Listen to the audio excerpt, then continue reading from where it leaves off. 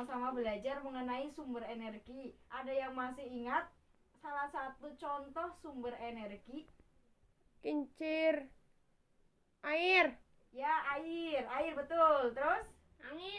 Angin betul. Terus? Ada lagi? Matahari, panas matahari. Ya, matahari betul. Selanjutnya? Udara. Udara betul. Untuk pertemuan sekarang kita juga akan sama-sama belajar mengenai sumber energi. Hanya saja pertemuan kali ini kita akan belajar pembagian dari sumber energi. Ada yang tahu sumber energi dibagi menjadi berapa? Dua. Dua betul. Yang pertama sumber energi Yang dapat diperbarui. ya betul. Yang kedua Tidak dapat diperbarui. nah, sekarang kita coba tuliskan di sini sumber energi. Betul ya, sumber energi terbagi menjadi dua. Yang pertama Dapat diperbarui. dapat diperbarui.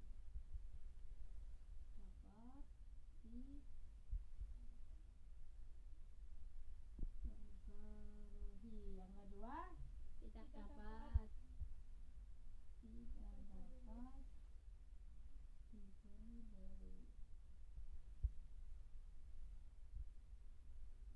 Ada yang tahu contoh sumber energi yang dapat diperbarui? Contohnya air betul. Selanjutnya Tumbuhan. tumbuhan. Selanjutnya Udara. udara betul. Ada lagi Hewan. hewan. Manusia. Matahari. Oh ya, matahari. Ya.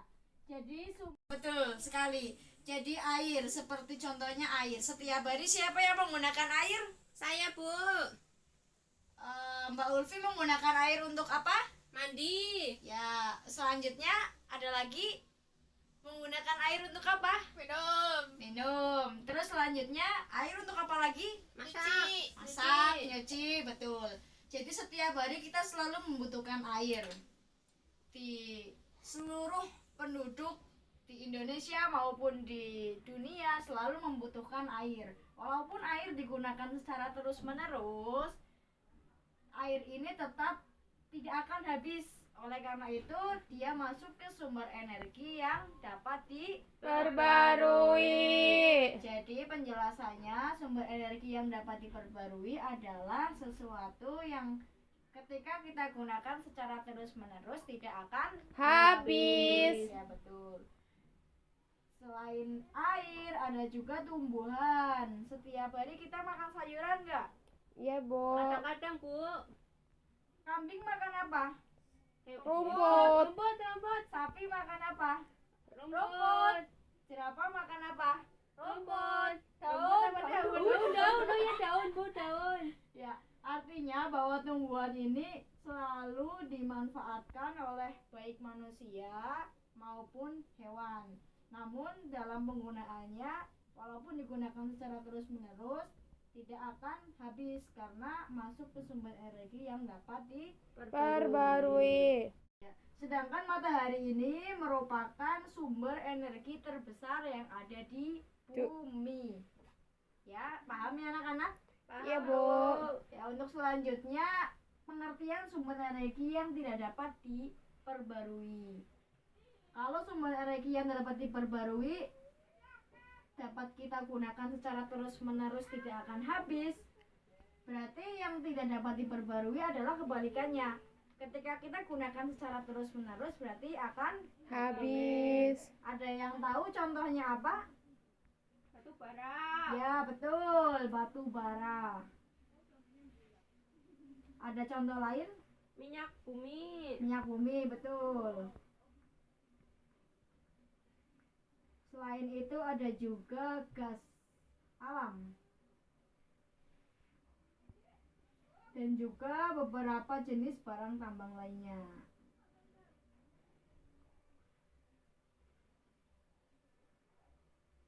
adalah jenis-jenis sumber energi yang tidak dapat diperbarui.